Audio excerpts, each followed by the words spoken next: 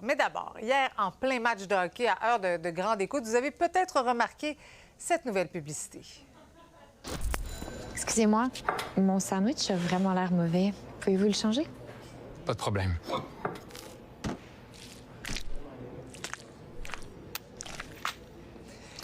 Alors, Laurence, ça sent de plus en plus les élections, là. Oui, tout à fait. Et le PQ l'a même admis qu'il y a d'autres publicités du genre qui s'en viennent parce qu'on est en pré-campagne. Dans cette pub-là, vous l'avez vu, on voit une cliente qui ramène son sandwich au commis en disant qu'elle n'est pas satisfaite. Et là, le commis change son sandwich, mais garde les mêmes ingrédients qui sont pourris. Alors, le message que le PQ semble envoyer dans cette publicité-là, c'est que même si la CAQ a fait des changements, là, comme l'arrivée de Christine Fréchette, eh bien, le parti n'a pas changé pour autant.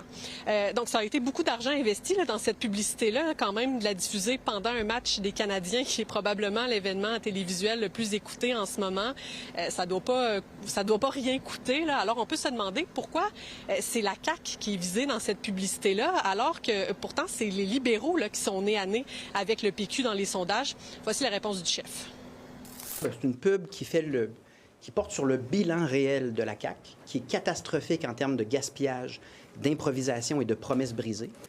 Ce gouvernement Legault-Fréchette a bel et bien un bilan de gaspillage des fonds publics éhonté et de promesses brisées, de changement de cap qui démontrent une improvisation. Donc, c'est un message parmi plusieurs que vous allez voir dans une séquence. Donc, le bal des publicités qui est lancé. Maintenant, Laurence, sur un autre sujet, parle-moi de la ministre de la Santé, Sonia Bélanger, qui a dû défendre une autre explosion de coûts dans la transformation numérique. Oui, tout à fait. Ce matin, l'étude des crédits budgétaires de son ministère qui a été bousculée par la publication d'un article de Radio-Canada selon lequel le coût d'un volet du programme Votre santé aurait bondi de 600 %.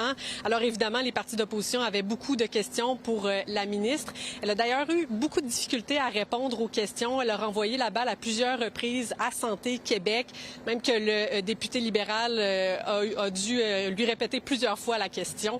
On a finalement compris qu'il y a 2 volets, il y a eu des dépassements de coûts dans un de ces volets.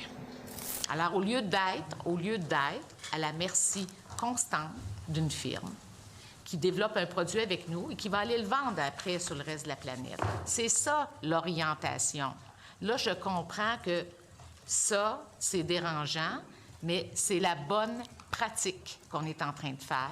En fait, premièrement, ce qu'on constate, c'est que projet après projet de transformation numérique en santé, le gouvernement a perdu complètement le contrôle et on le voit aujourd'hui, l'explosion de 600 % par rapport au coût initial du contrat. Et parlant de dépassement de coûts, il y a le commissaire au lobbyisme qui a déposé son rapport spécial concernant le fiasco SACLIC tout à l'heure. Et lui, il estime qu'il est plus que temps d'agir pour encadrer davantage les lobbyistes. Là. Il ajoute que la loi actuelle n'est pas satisfaisante pour éviter justement des fiascos comme on a connu avec SACLIC, comme on pourrait peut-être connaître là, avec le réseau de la santé comme on l'a vu tout à l'heure. Oui, pas rassurant quand même. Tout ça. Merci beaucoup, Laurence.